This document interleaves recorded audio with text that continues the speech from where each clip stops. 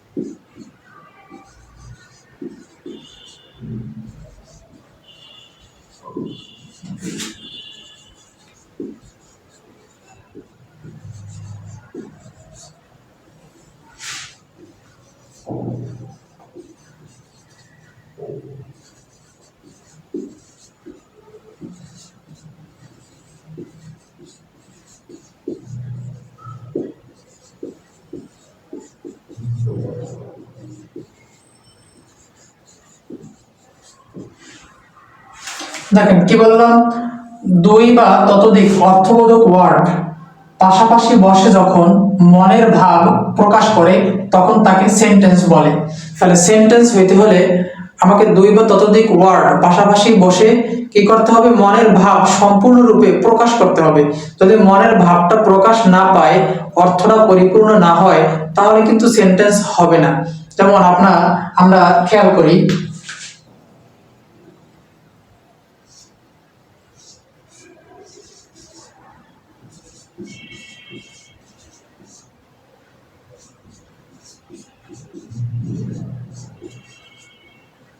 দা speak truth. এখানে আসলে এই শব্দগুলো ঠিকই বসছে, কিন্তু তাদের নিয়মটা ঠিক নেই। তাদের নিয়মটা যখন ঠিক নাই, তখন আমাদের পরিপূর্ণভাবে অর্থ তারা দিতে পারে নাই। অথচ এই তিনটা শব্দই যখন আমরা সুন্দরভাবে সাজাইতে পারবো, যখন মনের ভাবটা প্রকাশ পাবে, তখনই সেই সেন্টেন্স হবে।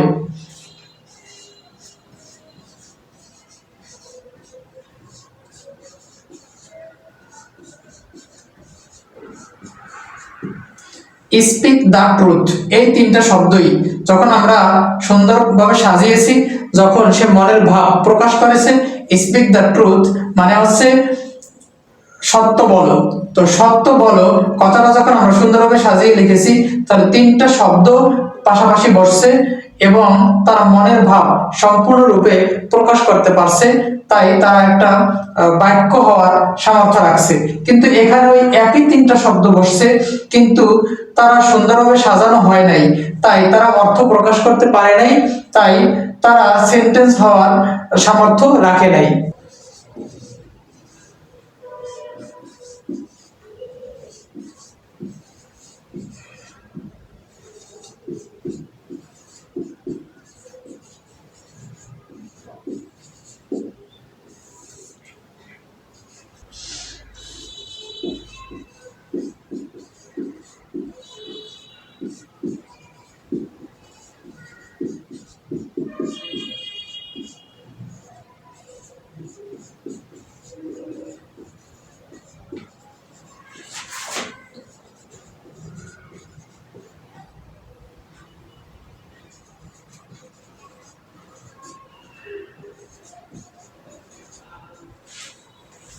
এক নম্বরে সেন্টেন্সকে ক্যাপিটাল লেটার দ্বারা শুরু করতে হবে।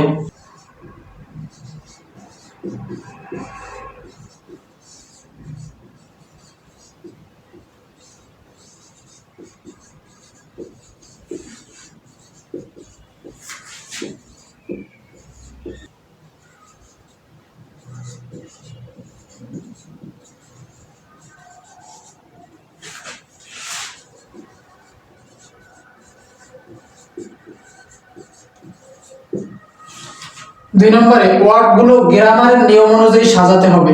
যখন গ্রামারের নিয়ম অনুযায়ী সাজানো হবে না, তখন কিন্তু সে পরিপূর্ণ অর্থ প্রকাশ করতে পারবে না। যেমন আমরা সেন্টেন্সের যখন উদাহরণ দিয়েছিলাম, দা স্পিক ট্রুথ, সে গ্রামারের নিয়ম অনুযায়ী বসে নাই, তাই অর্থ দিতে পারে নাই এবং সে সেন্টেন্স হওয়ার সামর্থ্য রাখে নাই। তাই এটা একটা গুরুত্বপূর্ণ দিক যে আমাদের গ্রামারের নিয়ম অনুযায়ী সাজাতে হবে।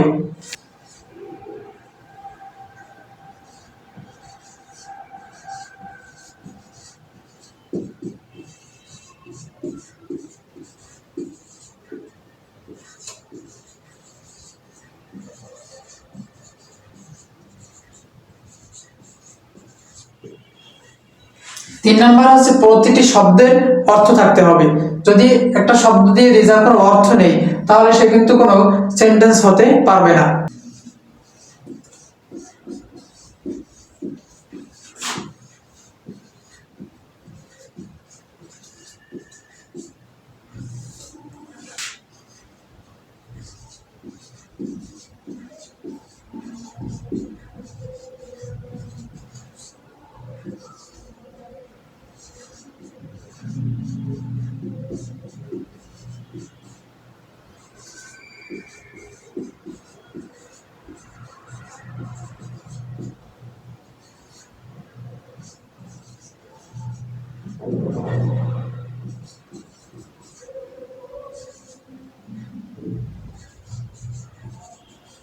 এখন দেখেন সেন্টেন্সের গঠন।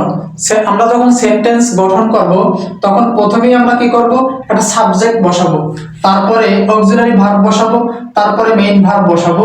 তো আমাদের 12টা টেন্সের মধ্যে 10টা টেন্সে অক্সিলারি ভার্ব আছে আর 2টা টেন্সে অক্সিলারি ভার্ব নাই।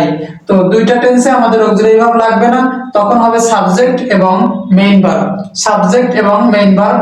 আর বাকি 10টা টেন্সের ভিতরেই আমাদের অক্সিলারি ভার্ব যেহেতু আছে, সেহেতু আমাদের প্রথমে তো 3টা জিনিস মাথায় রাখতে হবে। প্রথমে সাবজেক্ট, তারপরে অক্সিলারি ভার্ব, তারপরে মেইন ভার্ব। যেমন আমি উদাহরণ দিচ্ছি,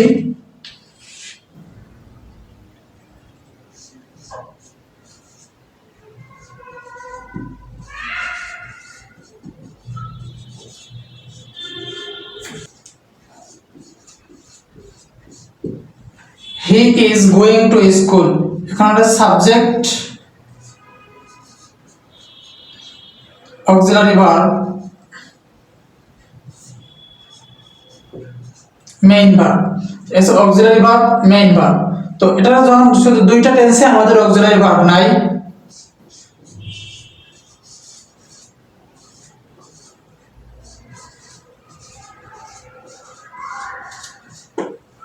he goes to school, এখানে সাবজেক্ট, এখানে হচ্ছে মেইন ভার্ব, এখানে হচ্ছে মেইন ভার্ব। তো যদি আমার এই ক্লাস দেখে উপকৃত হয়ে থাকেন, তাহলে আমার চ্যানেলটা সাবস্ক্রাইব করবেন, লাইক, কমেন্ট এন্ড শেয়ার করবেন, যাতে আপনার বন্ধুরাও আমার এই ভিডিও দেখে উপকৃত হতে পারে। ধন্যবাদ সকলকে। আল্লাহ হাফেজ।